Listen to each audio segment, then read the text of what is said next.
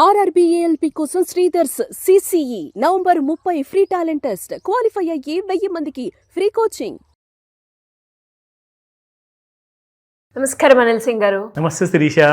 Sir, silver rate gold పరిస్థితి చూస్తేనేమో విపరీతంగా 100+ పెరిగిపోయింది. అండ్ అలాగే ప్రతిసారి మీరు చెప్తారు గోల్డ్ ఎంతైతే పెరుగుతుందో దాని ప్రభావం పెరిగినా తగ్గినా ఖచ్చితంగా సిల్వర్ మీద ఉంటుంది అని. మరి సిల్వర్ రేటు కూడా ఈరోజు పెరిగిందంటారా? ఈరోజు మూమెంట్ సిల్వర్లో ఏ విధంగా ఉంది సార్? సిల్వర్ మీద గోల్డ్ ప్రభావం పడుతుందా అని అడిగారు కదా, క్వైట్ ఆపోజిట్ అని చెప్పచ్చు. మనము సిల్వర్ ప్రభావం గోల్డ్ మీద పడుతుంది ఇప్పుడు. అబ్సల్యూట్లీ.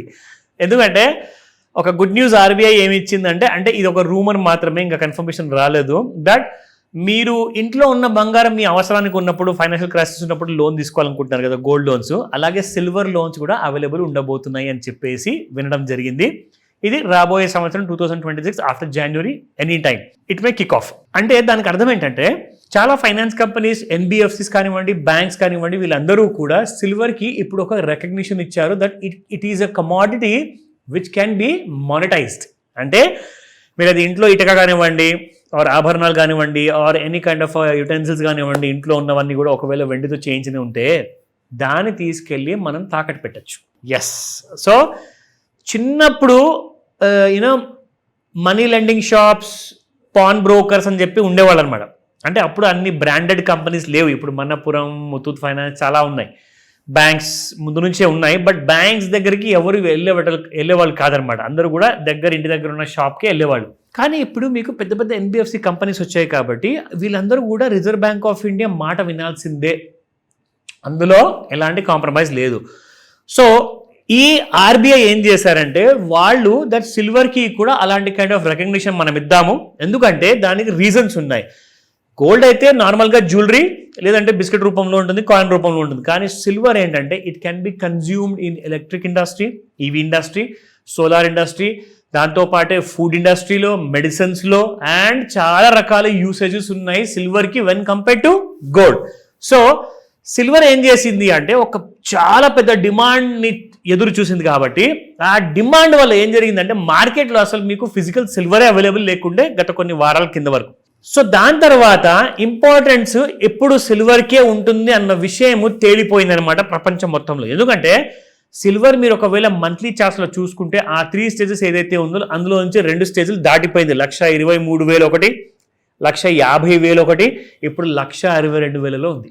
సో కాబట్టి silver is moving very fast అనమాట. కానీ గోల్డ్ ఇప్పటిదాకా మీకు మంత్లీ చార్ట్లో మొదటి స్టేజ్ కూడా క్రాస్ అవ్వలేదు. సో సిల్వర్ ఒకవేళ ఇలాగే మీకు 1,60,000, 1,70,000 పైన ఒకవేళ క్లోజ్ అయితే, రికమెండేషన్ నేను ఇవ్వను, and no tips and all, educational information. ఇది ఇంటర్నేషనల్ మీడియాలో, నేషనల్ మీడియాలో ఏం మాట్లాడుతున్నారంటే, దాదాపు 2,58,000 రూపాయల వరకు పెరిగిపోయే అవకాశాలు ఉన్నాయి నెక్స్ట్ 3 ఇయర్స్లో. అంటే 3 ఇయర్స్ లోపల అంటే 3 డేస్ లోపల అవ్వచ్చు, 3 వీక్స్ లోపల అయిపోవచ్చు, పెరిగిపోవచ్చు, 3 ఇయర్స్ కూడా పట్టచ్చు, లేదంటే ఎక్కువ కూడా పట్టచ్చు. బట్ ఇలాంటి కైండ్ ఆఫ్ డిస్కషన్ నడుస్తుంది. సో ఇలాంటి కైండ్ ఆఫ్ మార్కెట్లో మరి ఏం చేయాలి? సిల్వర్ని అమ్మమంటారా, కొనమంటారా? సో చెప్తాను ఈరోజు. ఫస్ట్ ఆఫ్ ఆల్ మీకు స్పాట్ సిల్వర్ ప్రైసెస్ చూసాక, నా ఇక్కడ చూసుకుంటే 3 రూపాయలు మాత్రమే పెరిగింది. అసలు ఇదేంటబ్బా, మనం ఎక్కడో లక్షల విషయాలు మాట్లాడడం, ఇందాక లక్షల ఫిగర్లు చెప్పుకుంటున్నాము, చూసుకుంటే 3 రూపాయలే పెరిగింది. అంటే మీకు ఒక గ్రామ్ మీద పెరిగిందండి. నిన్న 171 రూపాయలు ఉంటే ఇవాళ మీకు 174 రూపాయలు ఉంది.